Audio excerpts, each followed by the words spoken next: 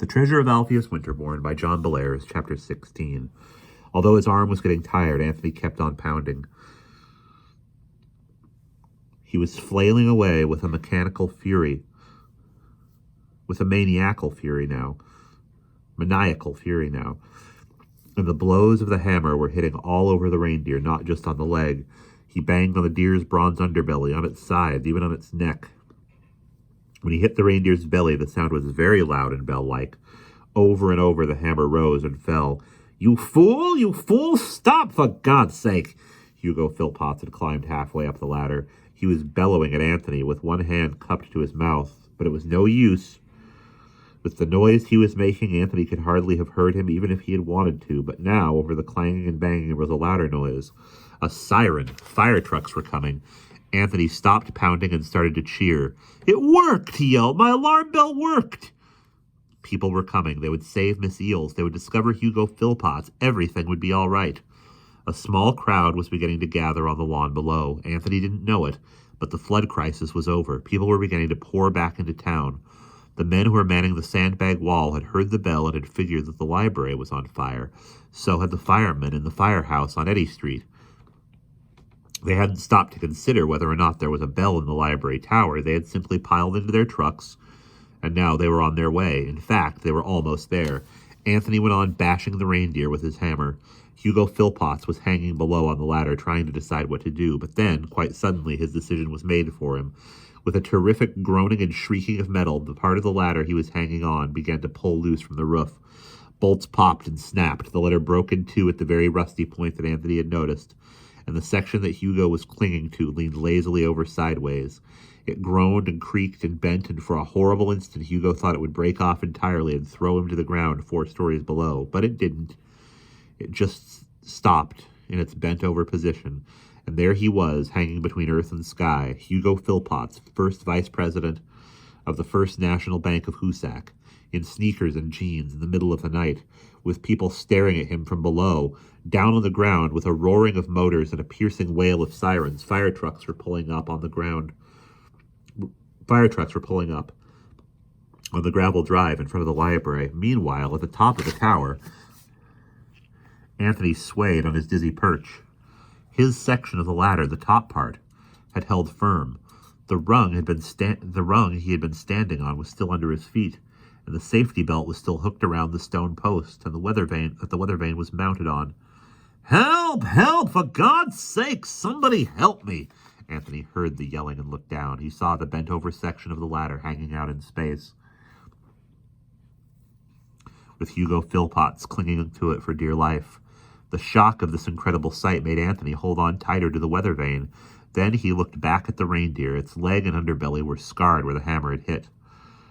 There were bright golden scratches on the corroded green surface, and now Anthony noticed something that he hadn't noticed before. On the upraised leg of the reindeer, up near the place where the leg joined the body, was a button. It had been cleverly made to look like a little curl of hair, but it was a button, like a button on a doorbell. With his wild, aimless bashing, Anthony had knocked some of the green crud off the area around it, and now it lay exposed quite clearly. Anthony hefted the hammer in his hand. He got a firm grip, raised the hammer, and struck the button a single sharp blow. Sprung! A powerful spring inside the reindeer uncoiled, and the leg, moving on a concealed hinge, swung open like a door. When this happened, something else happened too. A package slid out of the hole in the reindeer's body. It slid right out into Anthony's arms. With a startled gasp, Anthony dropped the hammer and grabbed the package. With his free hand, he clutched it tightly to his side. The package was about the size of a small loaf of bread, and it was wrapped in gray cloth and tied up with a cord. A gust of wind hit Anthony, and he teetered on his perch. It was hard to hang on with one hand, but he managed it, and the safety belt helped.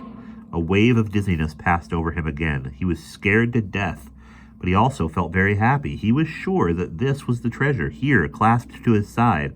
All he had to do now was hang on till somebody rescued him. From below came the shouts of firemen. Men were giving orders, pulling out hoses, cranking up ladders. One truck had a huge spotlight on it, and the spotlight was rotated till it shone over Hugo Philpotts and Anthony. Now the long ladder on the hook and ladder truck swung around on its swivel.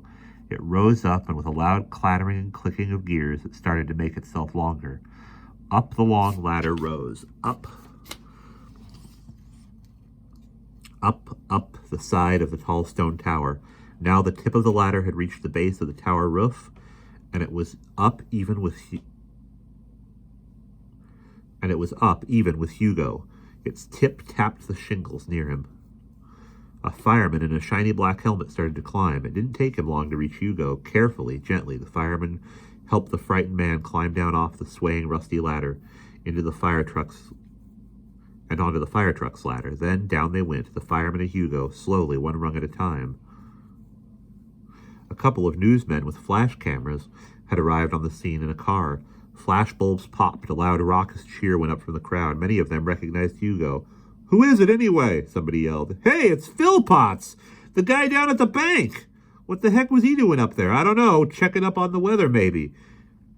"Yay, Hugo, let's give him 3 cheers." Everybody yelled and laughed and hooted.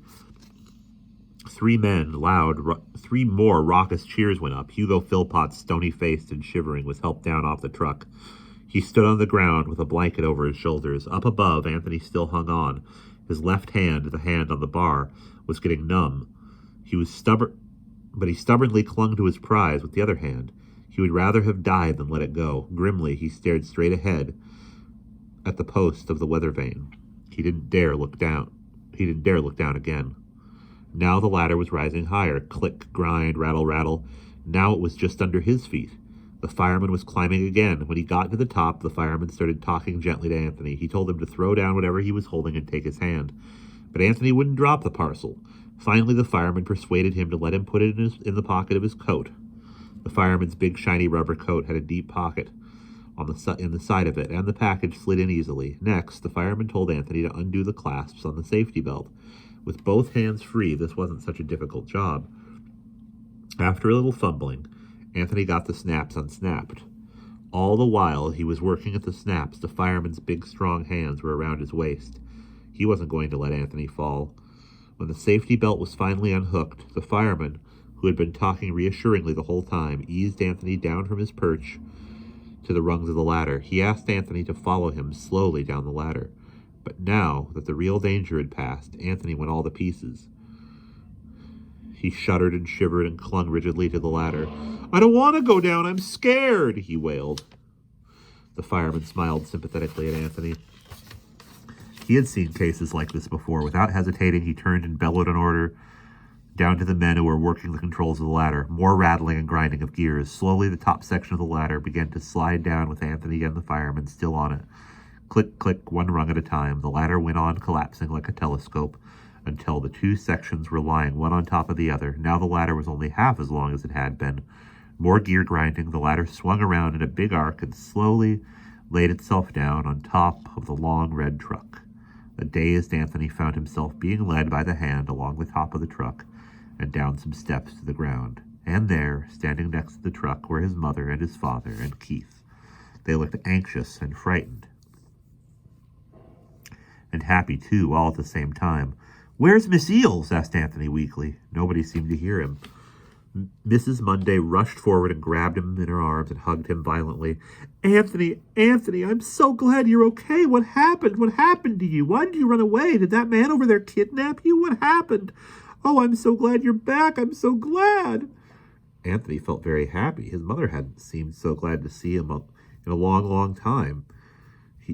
He thought. Now, Keith and his parents were all talking to him at once, bombarding him with questions that he couldn't answer. He felt dizzy and confused. It was almost as if he were walking around in a dream. In the midst of all this, he felt a tap on his arm. He turned around, and there was the fireman who had rescued him. "Excuse me, young man, but I believe this belongs to you. You had it in your hand when you were up there, and you wouldn't let go of it for love or money." The fireman held out the package that had fallen out of the reindeer. Anthony grabbed it and hugged it to his chest. "Gee, thanks, mister. Thanks an awful lot." Now Mrs. Monday turned to the fireman, and for a moment it looked like she was going to hug him. "Oh, thank you. Thank you so much. What is your name, officer? I'm going to see you get a medal for this." The fireman smiled politely and touched the brim of his helmet. "All in the line of duty, ma'am. Glad to see the boy is safe and sound again." And with that, he turned and went back to his truck. The newsman who had taken Hugo Philpotts' picture now crowded around Anthony and snapped his picture too. And now someone else had arrived on the scene. Miss Eels, with her head still swathed in a bloody bandage. She came tottering down the front steps of the library and rushed over to Anthony. She threw her arms around him and gave him a very large hug. Anthony, my lord, what on earth is going on around here anyway? I remember falling down the steps in my house and hitting my head, and then I woke up here just now and heard all this racket going on outside. I found the treasure, Miss Eels, Anthony exclaimed. All his fear had melted away now, and he was feeling very proud of what he had done. It's Alpheus Winterborn's treasure. It's really here, right here in this package. If it is Alpheus Winterborn's treasure, it belongs to me. I mean, it belongs to the Winterborn family, and I am a member of that family. This, of course, was Hugo Philpotts talking. He had been standing next to the fire engine and shivering under his blanket. But now, seeing Anthony amid the little knot of people that had gathered around him, he had stepped forward. He stood stiffly, glowering at them all in turn, and then he shoved his way forward and stretched his hands toward the package that Anthony was holding. It's mine, you filthy little wretch. Give it to me, he snapped. Mr. Monday stepped in between Anthony and Hugo. There was an angry frown on his face, and his fists were doubled up. Who the heck are you calling a little wretch? A little wretch. Wretch, said Hugo, correcting him. Well, whatever it is, you don't have any right to call my son names. What the heck were you doing up there on that roof, anyway? None of your business, sniffed Hugo. I'll take care of you when the time comes, he added with a malicious gleam in his eyes. Mr. Monday was beginning to get really angry now. It looked as if he might haul off and paste Hugo one on the kisser. What the heck do you mean, Mr. Monday growled. You'll find out, Hugo muttered. He looked at Mr. Monday. He looked Mr. Monday over from head to foot and added in a tone of utter disgust, Yes, you'll find out soon enough, you disgusting beer-guzzling clod. What did you call me? Say that again, you dirty lowlife. Mr. Monday squared off and raised his fist. Mrs. Monday, Keith, and Anthony crowded around him, pleading, Come on, Dad, don't worry, he's just a dumb creep, said Keith. Don't waste your time on him. Don't do anything rash, Howard, begged Mrs. Monday. Think of your heart. Please, Dad, don't hit him, said Anthony secretly. Anthony would have loved to see his dad lay Hugo Philpotts out on the pavement. Mr. Monday was an ex-Marine, and Anthony was sure he could make mincemeat out of Hugo. On the other hand, Anthony didn't want his dad to have another heart attack. Okay, now break it up. Just break it up, the lot of you. A policeman stepped in between Hugo and Mr. Monday. In a small town, everybody knows the policeman by name, and both Hugo and Mr. Monday knew this one. It was Officer Earl Sweat, the policeman who had investigated the burglary at Mrs. Eel's house. That boy has some property of mine, said Hugo, pointing at Anthony. I demand that he give it to me. Officer Sweat rubbed his chin. He was a big burly guy with sleepy hooded eyes. He talked slowly, and he never did things in a hurry. Well now, Mr. Philpotts, maybe he's got something of yours, and maybe he doesn't. Or, well now, Mr. Philpotts, maybe he's got something of yours, and maybe he doesn't. We'll have to sort this out later. By the way, would you kindly tell me what you were doing up on their roof? Why don't you ask the boy what he was doing up there? He was up there too, you know. Officer Sweat looked from Hugo to Anthony and back to Hugo again. He rubbed his chin thoughtfully. We'll just have to sort this out down at the station. I want you to come down tomorrow and answer a few questions. Hugo glared haughtily at Officer Sweat. I beg your pardon? Are you talking to me? Officer Sweat looked him in the eye. Yes, sir, I believe I am. Do you know who I am? Said Hugo in his huffiest voice. He was trying very hard to be grand and majestic. But it's hard to be grand and majestic when you're wearing tennis shoes and dungarees and when you have just been pulled off a library roof in the middle of the night. Officer Sweat was beginning to lose his temper. With him, it was always a very slow process, but when he lost it, people knew they'd better watch out. He put his hands on his hips and stared curiously at Hugo as if he were a bug that had just crawled out from under a rock. Yeah, I know who you are, and I know where you were about 5 minutes ago, and that's exactly what I want to talk to you about. Do you understand the position I have in this community? Hugo said in a threatening voice. Do you know what I could do to you? Yeah, you could cancel my Christmas club, said Officer Sweat, grinning. Quite a little crowd had gathered around Hugo and the others, and everybody laughed loudly at this remark. Hugo's face got very red. "We'll see about this," he muttered, and then he turned and stalked away. And we'll pause there.